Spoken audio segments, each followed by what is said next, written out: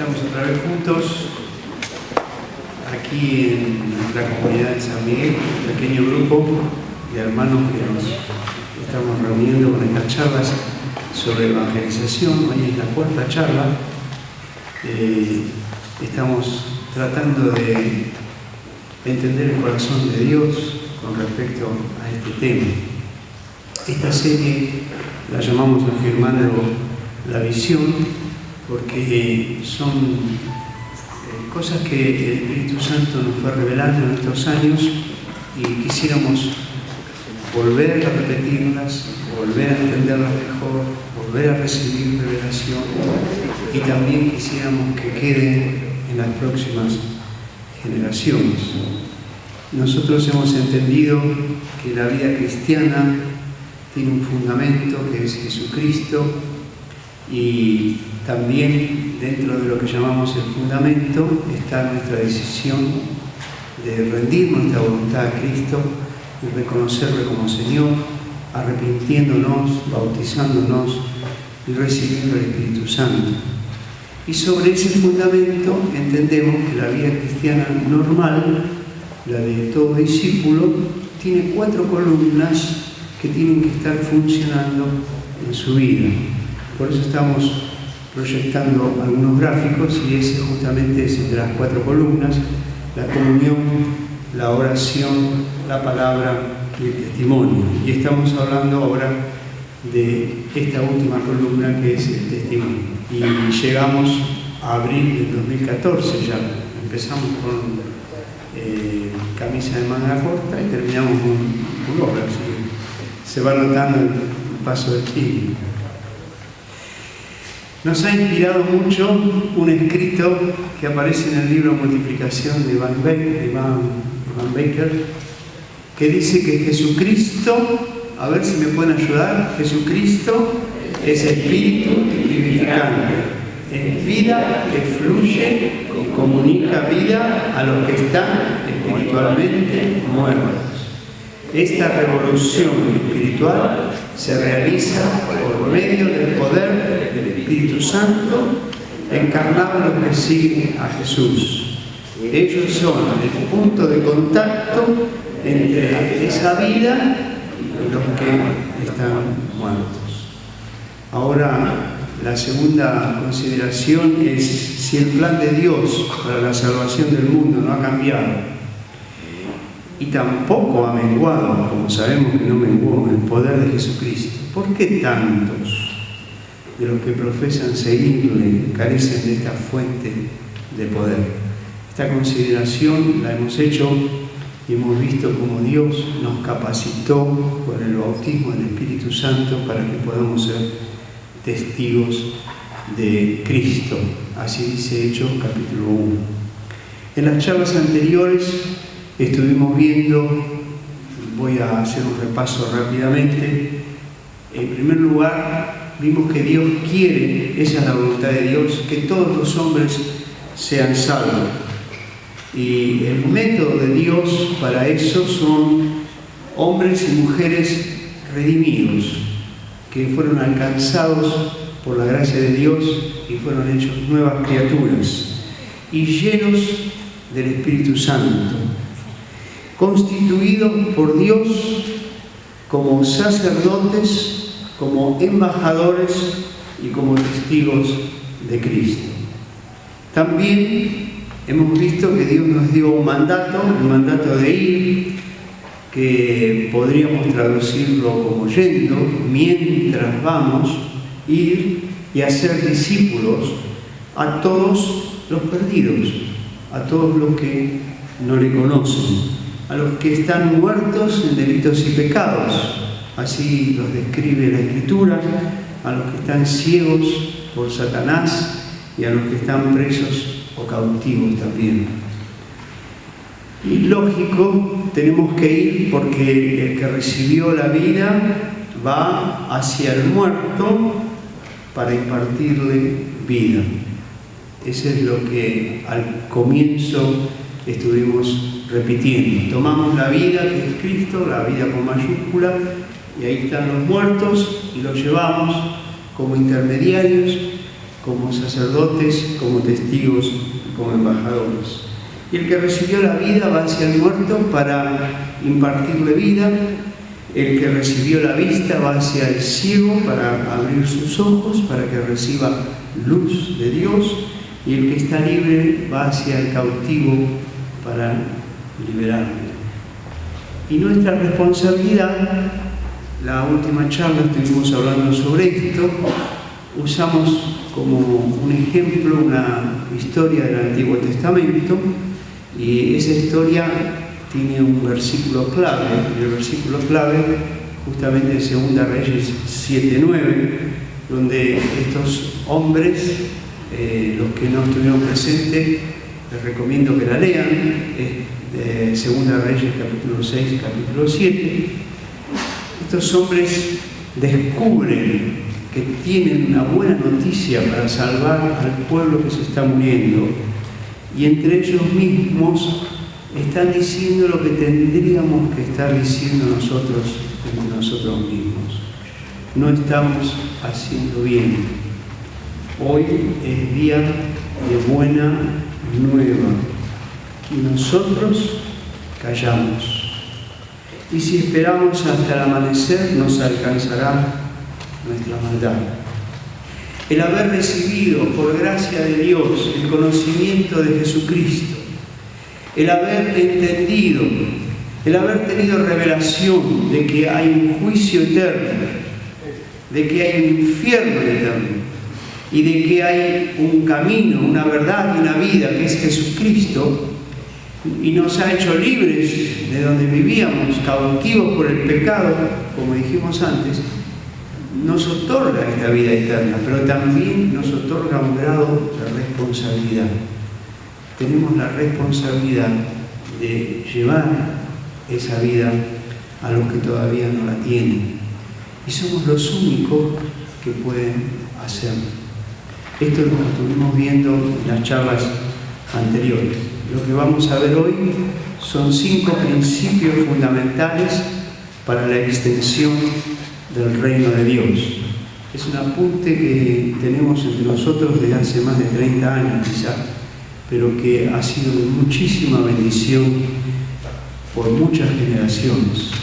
Estos 5 principios, aquellos que somos sacerdotes, que somos embajadores y testigos, los tenemos que tener muy presentes. Los tenemos que continuamente leer, continuamente, todas las semanas o cada un tiempo regular, tomar los principios. Hasta deberíamos, por lo menos en el enunciado de cada principio, conocerlo y recordarlo y llevarlo con nosotros, porque son los principios que nos mueven para que el reino de Dios se extienda, para que el propósito de Dios se cumpla sobre la tierra. El primer principio que establecemos es que Dios es el hacedor. ¿Qué significa el hacedor? Es el que hace. La obra de Dios es lo que Él mismo hace. Si sos vos el que hace, si es tu carne, es tu capacidad, es tu inteligencia, tu sagacidad, es la obra tuya, no es la obra de Dios. La obra de Dios es la obra que Dios hace, y la obra que Dios hace a través nuestro como instrumentos. Pero no es que el bisturí, por ejemplo, como un instrumento quirúrgico, realiza la operación. Es el cirujano el que usa el bisturí. Y nosotros tenemos que darnos cuenta que en esto de extender el reino de Dios, en esta responsabilidad que todos tenemos, esta es la obra de Dios y nosotros somos los instrumentos que Dios va a usar. Cuando Jesús habla a sus discípulos en Juan capítulo 15, les dice que la fuente de vida es Dios mismo. Él es la vid verdadera. La única forma de llevar fruto es permaneciendo en la vid, porque la vida viene por la savia, se comunica a las ramas, que seríamos nosotros, y de ahí nace el fruto. Así que Dios es el hacedor, el que realmente hace. Es el Espíritu Santo el que imparte el nuevo nacimiento. Nosotros no podemos convertir a nadie. Lo máximo que podríamos hacer sería convencer a alguien, pero no podemos convertir a nadie, porque el único que da vida nueva es Dios a través del Espíritu Santo. Esto parece muy sencillo lo que digo, pero yo quiero darles un testimonio personal. Cuando yo entendí este punto, a mí se me quitó toda la presión que yo sentía de que tenía que convertirse a la gente y que de alguna manera tenía que convencer a las personas de que Jesús murió por sus pecados. No es así. Entonces nos quita esa presión de querer nosotros convencer y hacer. Es Dios quien hace. Nuestra participación es diferente. Y tenemos que, en primer lugar, como un principio que tiene que estar en nuestra vida, es que Dios es el hacedor.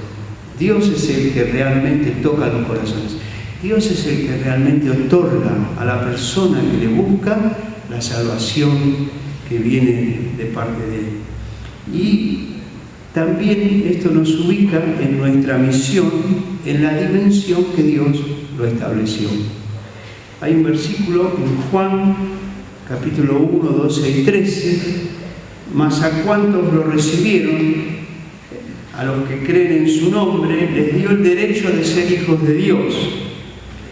Y dice Juan, estos no nacen de la sangre ni de los deseos naturales, ni por voluntad humana, sino que nacen de Dios. ¿De dónde nacen las personas que van a entrar al reino de Dios? Nacen de Dios. Y aquí les quiero decir esto. Nosotros no tenemos ni podemos convencer a nadie acerca del reino de Dios. El apóstol Pablo escribe la primera carta a los Corintios, en el capítulo 1, y dice algo que tenemos que tener muy en cuenta cuando pensamos que Dios es el hacedor. Dice que le agradó a Dios salvar a los que creen por la locura de la predicación. En el original dice por la locura del querigma. El querigma es una proclama de la verdad de Dios. Y Dios quiso que las personas que no le conocen, que están perdidos, sean salvos al escuchar la proclama del querigma de Dios, de la verdad de Dios. Por eso es que uno que predica el Evangelio, en la Biblia lo llaman querub, porque es alguien que proclama el querigma. La palabra querub se traduce más correctamente al castellano como heraldo. Un heraldo en la antigüedad era alguien que llegaba a una ciudad, tocaban trompetas, se reunía el pueblo, eran villas, eran caseríos, se reunían en la plaza y todos sabían que había que ir a escuchar algo, y el heraldo desenrollaba un papel, un rollo, no sé cómo sería, y a voz en cuello leía el mensaje que traía de parte del gobernador, del rey, no sé, de alguien que lo mandaba. Así somos nosotros. Nosotros somos proclamadores de la verdad de Dios. Incluimos nuestro propio testimonio, pero no hacemos más que proclamar. Y nunca tratemos de que la gente, por el razonamiento, llegue a entender el reino de Dios. Es locura. Dice Pablo, agradó a Dios salvar a los que creen por la locura del querigma. Lo que tenemos que proclamar es una locura. 400.000 crucificados hubo en el Imperio Romano, más o menos se calcula. De entre esos 400.000, proclamamos que uno, que fue crucificado junto con otros dos, era el Salvador del mundo. Que la sangre que caía cuando estaba ahí siendo crucificado nos limpia de todo pecado. Que nuestra vieja naturaleza estaba siendo incluida en su propio cuerpo de carne para matar nuestra vieja naturaleza. Y que cuando nos bautizamos se produce ese intercambio de vida. ¿Y dónde sucedió esto? Hace 20 siglos, 21 siglos, en un lugar tan lejano. ¡Qué locura! ¿Qué cree? Es toda una locura. Entonces, ¿qué tenemos que hacer? ¿Sabes lo que tenemos que hacer? No tenemos que sacar la locura al mensaje del Evangelio. Tenemos que proclamarla tal cual como la creemos y como Dios nos enseñó y como aparece en las Escrituras. ¿Por qué? Porque a Dios le agradó salvar a los que van a creer por la locura de ese mensaje. Entonces, tenés que darte cuenta que Dios es el que hace y que vos sos un proclamador, un repetidor, por decirlo de alguna manera, de esa verdad. Lo que pasa es que no sos un proclamador ajeno al mensaje, sino que estamos totalmente involucrados con el mensaje. ¿Por qué? Porque lo creemos y porque hemos experimentado también en nuestra propia vida las consecuencias de creer en ese mensaje. Entonces hay una mezcla entre todo lo que nos sucedió a nosotros y lo que estamos proclamando. Lo proclamamos con fe, lo proclamamos con convicción, proclamamos la verdad de Dios a voz en cuello. Miren, yo conozco un hermano hace muchos años, creo que unos 30 años, por lo menos, que me contó cómo se convirtió. Su conversión fue aquí, él es del interior y estaba caminando por Plaza 11 esperando una de las 3 novias que tenía en ese momento, así me dijo él. Y de repente escuchas una trompeta que suena en la plaza. Y como estaba aburrido, tenía tiempo, se acercó. Y era un muchachito que tocó la trompeta solo. Y después la apoyó, tomó la Biblia, leyó un par de versículos y empezó a proclamar, a explicar lo que decían esos versículos. Y este hermano tenía 25, 26 años y dice, no, me contaba así, yo escuché eso y no entendí nada, pero de repente se sentía dentro de mí que yo era pecador, que estaba mal delante de Dios, que estaba sucio. Y este muchacho ahí en la plaza 11 a las 6 de la tarde, cuando terminó de hablar, que habrá hablado 15 minutos, ni sé lo que dijo. Dice, y el que quiera seguir a Cristo, arrodíllese aquí conmigo. En la plaza lo estábamos escuchando 2 viejitas y yo nada más. Y yo no sé qué me pasó, pero al minuto estaba arrodillado. Y él se arrodilló conmigo. Y oró y se guardó la trompeta y se fue. Y yo quedé ahí en medio de la plaza y me fui a mi pensión, a mi cuarto. No quise encontrarme con esa chica y me puse a llorar y a llorar y a llorar y a llorar y a confesar todos mis pecados a Dios. Yo no entendía ni yo mismo lo que me pasaba. Y me desperté al otro día arrodillado, que dejé toda mojada la cama y me di cuenta que era una nueva persona que no quería más pecar, que quería seguir a Dios. Así que salió por ahí por Plaza 11 a buscar una iglesia evangélica. Pensó él que era lo mejor. ¿Qué fue lo que le sucedió? Muy sencillo, hermanos. El Evangelio, dice el apóstol Pablo, es poder de Dios para salvación a todo aquel que cree. Recibió el querigma, la locura de la proclama, y esa proclama no viene al departamento de la mente. Esa proclama, ahora lo vamos a ver en el próximo punto, es una proclama que viene directamente a nuestro espíritu, a nuestra alma, y toca lo más profundo. Es Dios quien lo hace. Nosotros solo somos colaboradores. Nuestra participación, aunque pequeña, es indispensable. A nosotros nos fue encomendada una parte de todo el proceso de salvación. Y es una parte mínima, una parte sencilla. Y somos solamente colaboradores en este proceso. Pero a pesar de eso, es indispensable. Si nosotros no lo hacemos, el proceso no puede continuar. Dice el apóstol Pablo en 1 Corintios 9, para mí no es motivo de orgullo anunciar el Evangelio, porque lo considero una obligación ineludible.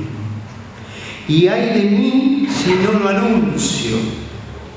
Por eso, si lo hiciera por propia iniciativa, tendría una recompensa. Pero si lo hago por obligación, es porque estoy cumpliendo un encargo que Dios me ha dado. Estoy leyendo la versión Dios habla hoy. El apóstol Pablo era consciente de que su participación era indispensable, o por obligación o de buena voluntad, pero había que hacerlo.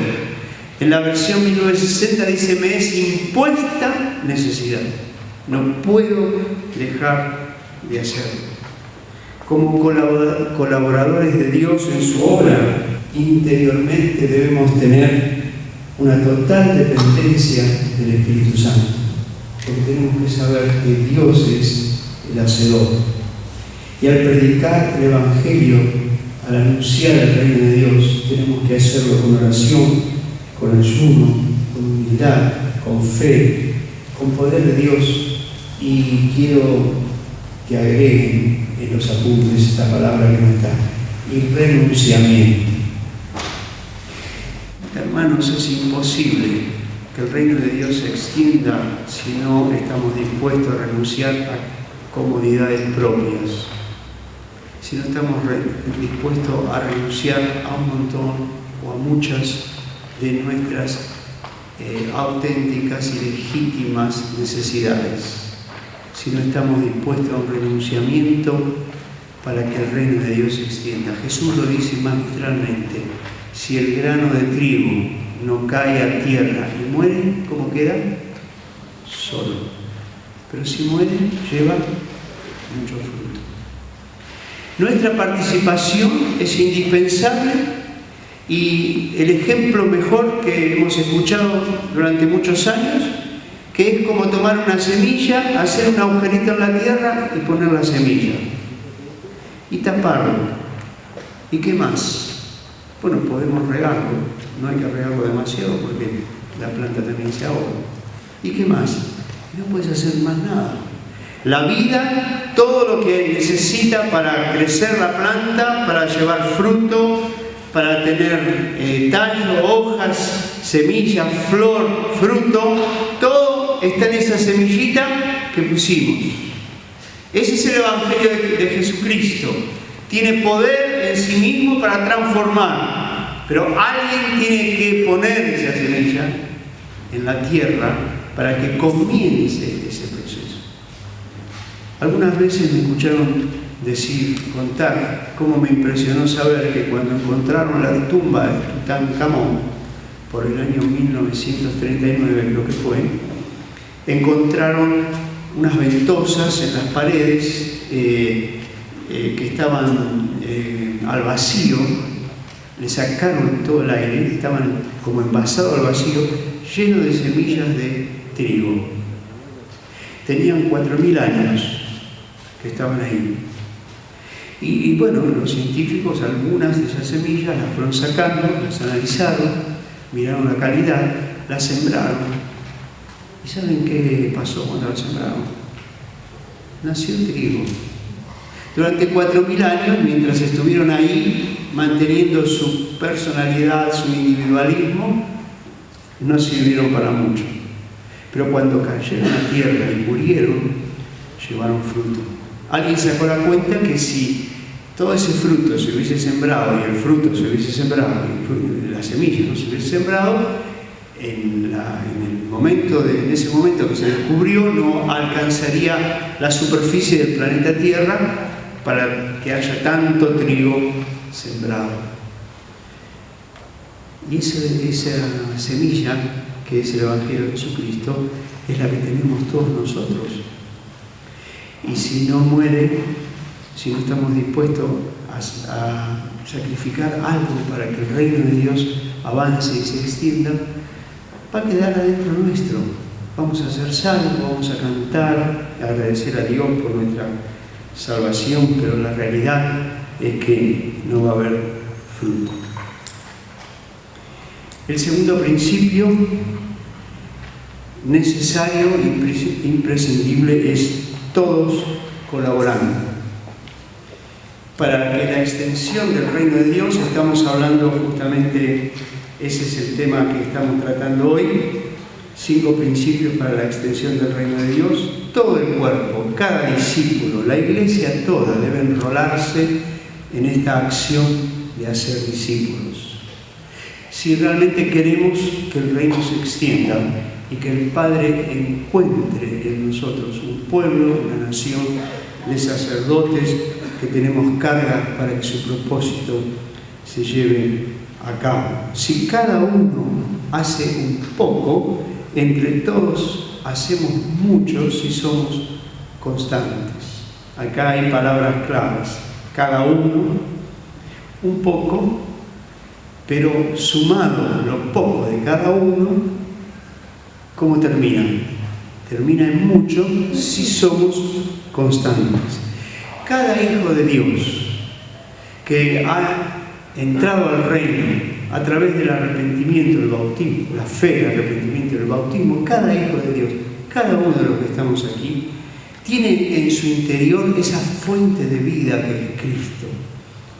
Y cada uno tiene el pan y el agua suficiente para los hambrientos y los sedientos que nos rodean y que lo necesitan. Y por la gracia de Dios, como vimos en la última charla, cuanto más pan o más agua damos, más pan y más agua recibimos de parte del Señor. Y cada uno recibió de Dios el encargo de comunicar a otros esa vida. Hay un hermano que estuvo predicando aquí con nosotros en el año 66, se llamaba, no sé si, supongo que no debe vivir, Kenneth Strachan, se llama El Plan de Dios para la Salvación, algo así. Y ese libro que creo que está fuera de circulación ya, pero él tiene una frase ahí y dice que cada grupo crece en la medida en que logre movilizar a todos sus miembros a una acción constante en la propagación de su fe. Si cada uno hace un poquito, entre todos hacemos mucho. Pero la palabra clave aquí es constante. Muchas de las cosas que escuchamos, que se nos enseñan, muchos mensajes que nos revolucionan, son como una canita voladora. Aquí los que son argentinos entienden perfectamente lo que digo. La canita voladora uno la enciende y mucha luz, mucho ruido, se apagó y después lo que cae es un palito y nada más. Bueno, a Dios no le interesa la canita voladora. No tiene ningún sentido que después de esta charla nosotros estemos entusiasmados por una semana, por 2 semanas. Tiene que ser la constante en nuestra vida. Necesitamos entender qué es la vida de cada discípulo, hacer discípulos. ¿Qué es lo que Jesús nos encargó, nos encomendó? Y que tenemos que vivir y tenemos que inquietarnos para que eso suceda. Una frase que decíamos es: no sirve una cuadra de la calle de oro, es mucho mejor 100 kilómetros de asfalto, es mucho más productivo. Pero algunos hacen muy bien las cosas durante una semana o 2 y después no hay continuidad. Y lo que Dios quiere es que de una vez por todas tomemos conciencia de nuestra responsabilidad y le demos continuidad. Por eso es que cada grupo crece en la medida en que logre movilizar a todos sus miembros en una acción constante en la propagación de su fe. Les propongo la campaña de evangelización más exitosa y más barata de la historia del cristianismo. No sé si ustedes saben que una campaña de evangelización requiere muchísimo esfuerzo y muchísima plata. Bueno, yo les propongo la más barata, la más efectiva y la más sencilla. Cada uno, predicando a alguien, no sé, vamos a decir todos los días, a una persona nueva por día. Vamos a bajar la pretensión, predicando a 2 personas por semana. 100 personas, predicando a 2 personas nuevas por semana. ¿Cuántas personas están escuchando el mensaje? La cuenta, por favor. 100 personas hablando a 2 personas, 200 por semana. En 50 semanas, vamos a decir que 2 semanas son vacaciones, en 50 semanas que tiene un año, si estamos hablando a 200 por semana, ¿cuántas personas en un año escucharon el mensaje? 10.000, ¿no? ¿O estoy equivocado? 10.000. Las estadísticas dicen que el fruto de cualquier campaña es el 3%. Si durante un año 100 personas, que es un grupo muy pequeño, reducido, predicando constantemente a 2 personas nuevas por día, logran alcanzar 10.000 personas, el 3% de 10.000 son 300 personas. ¿O estoy equivocado? ¿Ustedes se dan cuenta lo que significa que en un grupo de 100 personas en un año se leen 300 personas? Y que les enseñemos que son sacerdotes, testigos y embajadores, y que los pongamos a predicar a 2 personas nuevas por año, y el próximo año somos 400 predicando el Evangelio a 2 personas por semana. Por supuesto, esto es matemática y el reino de Dios no es matemática. Pero yo quiero simplemente que nos despertemos a la realidad del potencial que significa que si todos somos constantes, en poco tiempo va a haber miles de personas que se convierten, que conocen a Cristo. Porque a medida que vamos predicando, que nos vamos animando, también va creciendo la fe dentro nuestro. Y sucede un fenómeno que no está en los apuntes, pero me estoy sintiendo que el Espíritu Santo me está diciendo esto. Un fenómeno que Jesús nos advirtió y dijo que el que lleve fruto va a ser limpiado para que lleve más fruto. La iglesia se purifica, nuestra vida se santifica y los perdidos son ganados para el reino de Dios. ¿Todo por qué? Si somos constantes y somos todos los que nos involucramos en esto de llevar a otros a Cristo. Muy bien, vamos a cortar aquí 10 minutos y volvemos con el resto de la charla.